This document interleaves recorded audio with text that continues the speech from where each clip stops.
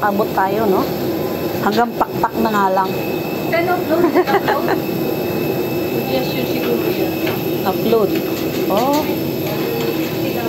Pero nabami pa yun. Na-upload pala. So, yan ang upload. Hindi suggestion siguro. Ilan pala ma'am ang capacity ng ano, isang Pacific? Ha? Ilan po ang full capacity? Ilan ba? 200 plus. Ah, dami, no? Thank you. Ayan, 240 pala. 240 guys. Kasama ng mga crew ay hindi pa yun bilang doon. So, dahil tayo ay machika, no? So, at gusto rin nating malaman kung ilan ang capacity ng Cebu Pacific dahil ito ang sasakyan natin ngayon. So, thank you for always support sa ating mga video, sa ating mga vlog. Tayo ay babalik na ng Macau at ako po yung huling pasahero. Lakad takbo. Kung alin yung pinakaayaw ko na eksenang tatakbo-takbo. Opo. Opo. So, ayan na. Next year uli po. So, ito na ang ating upuan. Pabalik na tayo sa reality natin. So, realidad. Kuskus na naman tayo. Kuskus, piga. Magkukuskus na naman tayo ng ating mga dapat kuskusin at hanap buhay. So, tayo ay 9C. Malapit-lapit tayo guys. Medyo malapit tayo ng konti. So, konti lang. Magandang gabi sa inyo lahat. Ito pong 9C. Magandang gabi po. Ayan, dito siguro. Opo. Hindi ako makakablog sa bintana. So, ayan talaga guys. Muntik na kung maiwan. Minuto na lang. Sa hirap ng sitwasyon ng immigration sa Pilipinas nakakadala. Kung hindi lang importante, hindi ako uuwi. So, ayan na naman tayo. Pabalik na naman tayo ng Macau. At vlog muna bago maupo. Grabe.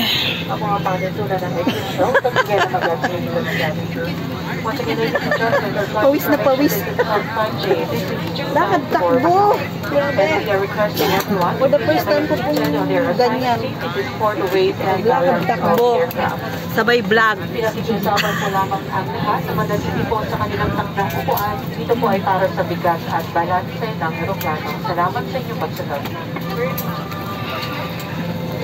So, ayan guys, meron tayong 10 daw na naiwan. Upload. Siguro ay tourist yun. At dahil sa ating pagiging marites ay 240 capacity daw ang laman ng Cebu Pacific. So, ayan, unahin muna natin ang mag-ano na tayo.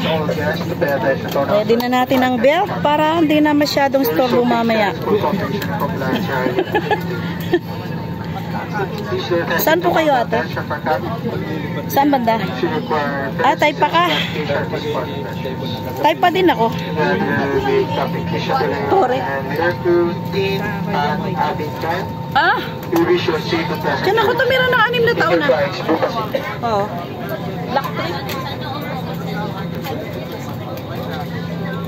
Block 3. Doon sa second floor. Anong block po kayo? Gitna? Gitna? Block 4. Sa downer. So, ayan guys. Miss Charlene Dayan Bartiliano. Miss Mercy Maura. Miss Linda Montano. Miss Raquel Montano. Mr. Francis Obu. Mr. James Villaprente. May roll call. Takishima at Director on board, please acknowledge by raising your hand. Raise the hands daw yung mga tinawag. Ayan. So, Oh no. Yan ang mahirap. Sana doon na lang siya sa sulok. Or special. Agoy. Meron tayong kasabay na ano oh.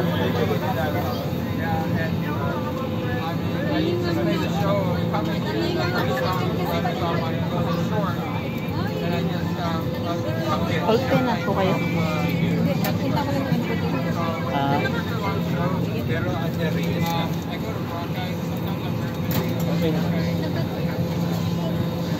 Ayan, naipsa na yung ating pagod kanina ng pagtakbo.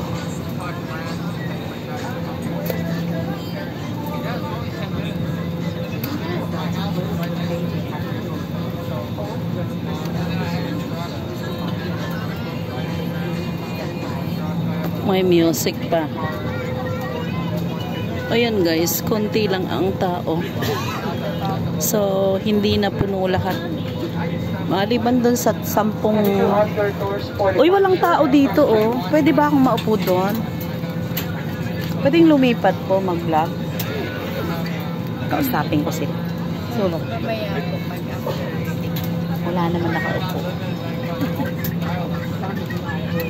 Ha? Wala na daw, last na ako.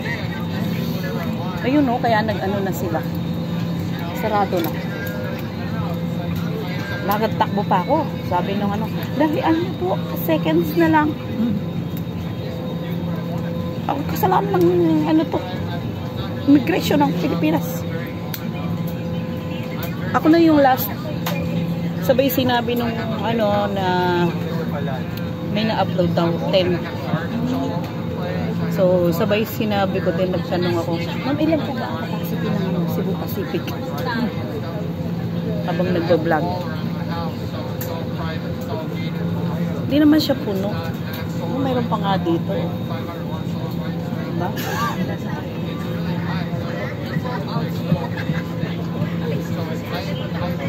Tanong ko nga.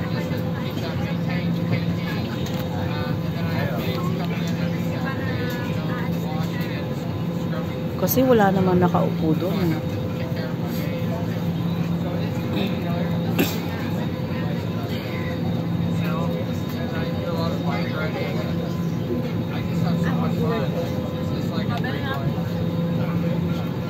Company ka? Oo. Oo nga. Company pa rin ano. Sana all. Sabi ko sa mga apo ko, sayang hindi kayo matatanggap, may peklat kayo dito. Hindi kayo nag-ingat. Make up po. Pwede. Ano yun eh, parang malalim. Sabi ko pag may magpapadala ko ng ano, gamot ng Japan, meron tayong kaibigan. Tangkad kasi. 10 years old, kasing tangkad ko. Tapos yung sapatos ko na size 40, di bago yung uwi ko. Sabi ko, gusto mo? Okay. Kasi magkasukat na kami, 10 years old. Kayo po, bakasyon lang. Hindi matatawag na bakasyon kasi 6 days lang yun eh. Dito work. A-attend sana ako ng birthday ni mother ko ng 80 years old niya. So nung nasa Cubao na kami, nag-declare ang Marinduque na may bagyo. O, tapos sabi ng mother ko, hahabol ako, hindi na. Huwag ka nang magpagod kasi paalis na din ako ngayon. Gusto ko may next year pa, mahaba pa buhay mo. Yung pasalubong mo ako nandyan, nakamaleta ko, may cellphone ka ako dyan. Gusto niya daw ano, sabi ko, huwag ka na magdahilan.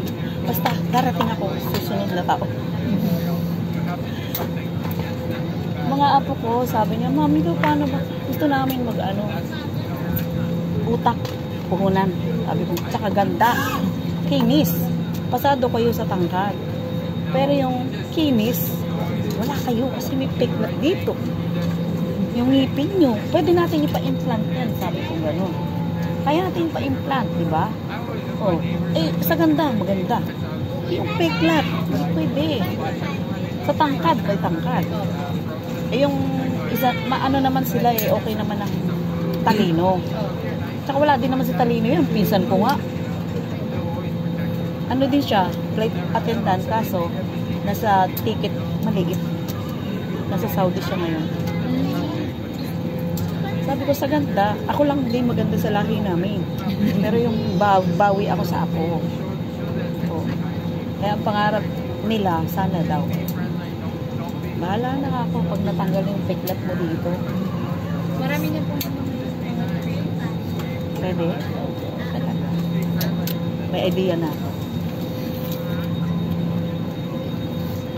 Baka sakaling nakaano yun. May, ang Japan kasi yung gamot nila maganda. Oo. Hindi, may mga kaibigan ako.